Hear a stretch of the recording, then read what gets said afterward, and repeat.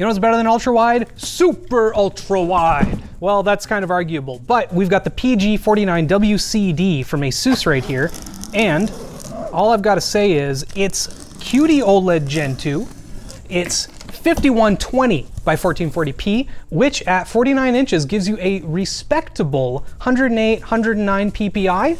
So you're above 100, which is kind of what most gamers at least are looking for. If you're interested in any sort of graphic design, you're probably looking for something a lot higher than that, but this is totally okay for everyday use. What have we got here in the box? We've got the really nice bag of cables that the ROG Swift monitors tend to come with, or at least the few that I've opened up have these. I gotta say, I don't usually like getting extra bags of stuff because it just adds, and it's just more stuff I'm gonna throw away. But I really like these cases that keep all the cables kind of in line here. We've got a display port, USB-C, USB 3.0. I should also note that it is a B to A cable. HDMI cable, it's ultra certified and ultra high speed, which basically means it's an HDMI 2.1 cable. And then we have our C13 power connector. Ooh, this is really nice. We get an ASUS VIP member notice. Guess that makes me a VIP. Very important Plouffe. Nice. And then we've got a little booklet here. It's an 1800R curvature radius. That's why this box is so thick. It's not very much curved, but you know, especially when it's on a 49-inch display, the curve shows up a bit more. Here's their color calibration testing report. They're claiming it's quite accurate out of the box. Now, we've got one part of the stand, two parts of the stand. It's huge. Classic, throw the column in and then screw it down. Man, this thing's at least like 3 or 4 pounds or something just for the stand. Oh, what else? Oh, this is an adapter for if you want to VESA mount it to a arm. And then we're gonna do the old click clack, pull it out. Oh man, this thing is nice.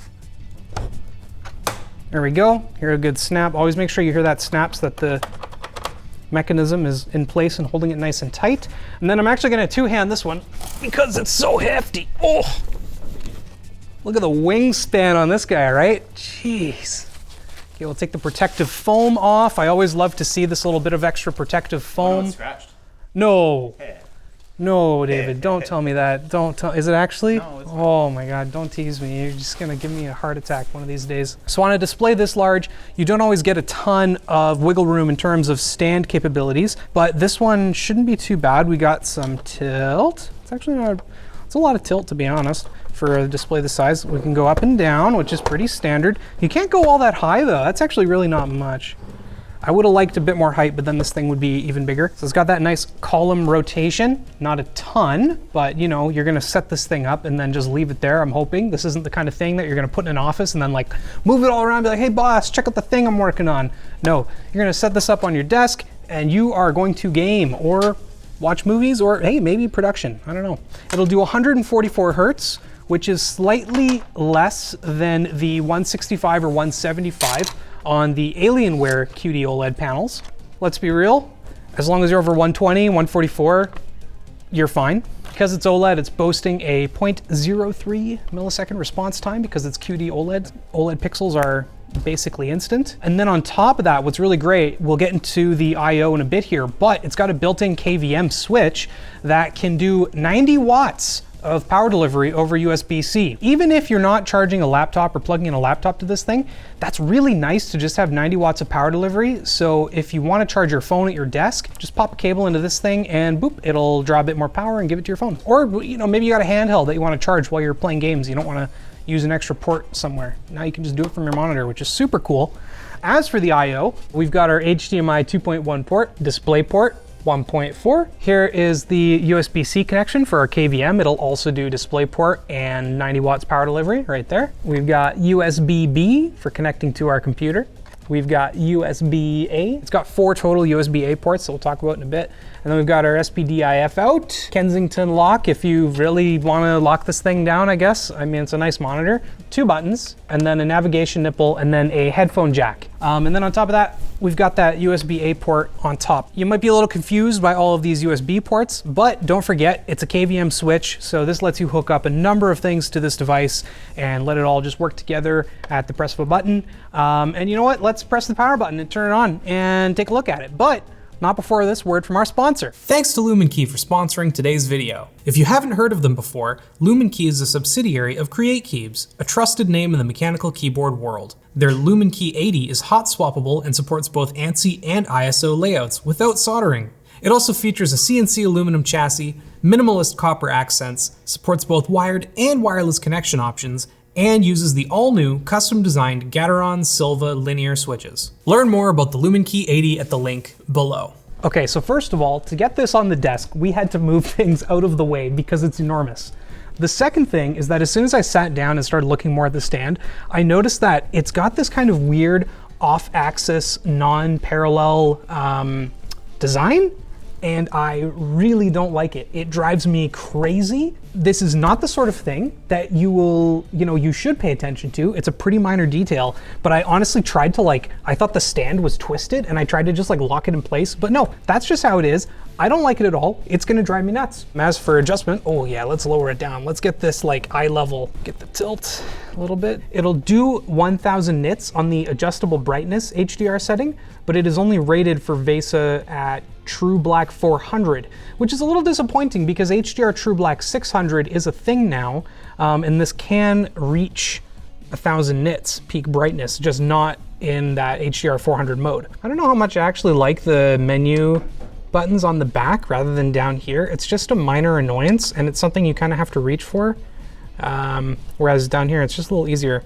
I can't actually see the corners, so I have to shift my vision and almost shift my whole neck actually and look down to see that this is the start menu and to see that this is the other side with the clock and everything.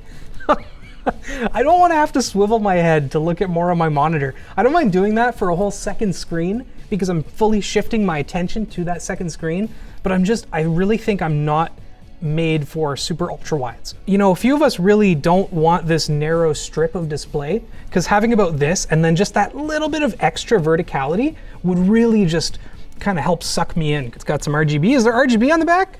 Oh yes, we got the big ASUS logo on the back doing all the RGB things. The cool thing though is that you basically have two displays at your disposal without any kind of middle bezel. There are a lot of great use cases for 32:9. You do a lot of spreadsheets. Maybe you want one single display solution, but you need enough space where you have a full screen for Discord or your Twitch stream or whatever, and then you've got your game over here. It's one of those things, kind of like 8K resolution, where I don't know how much you really need it, but some people out there want it, and so the more the merrier. Man, this looks good. Every single thing that was a problem with Gen 1, like the text fringing, the weird kind of gray or maroon background when it's fully off, both of those things were fixed, and then they cranked the brightness again. Now, this is only gonna do 1000 nits, which Gen 1 was also able to do. The cool thing that ASUS has done is they've got a graphene thermal dissipation layer instead of an aluminum heat sink. They're saying that it should help a little bit with burn-in.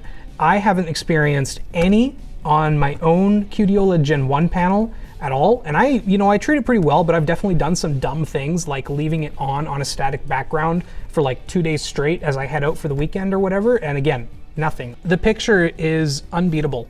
I have not seen LG's new micro lens array in their OLED technology, and maybe that looks really good, I don't know yet, but man, QD-OLED Gen 2 looks phenomenal. That, guys, oh, the jacket, the white on the cherry blossoms and her mask, it just looks lifelike. There's something phenomenal about the technology that I just can't stop just being amazed by. Especially if you look at the black on both sides, it's just black.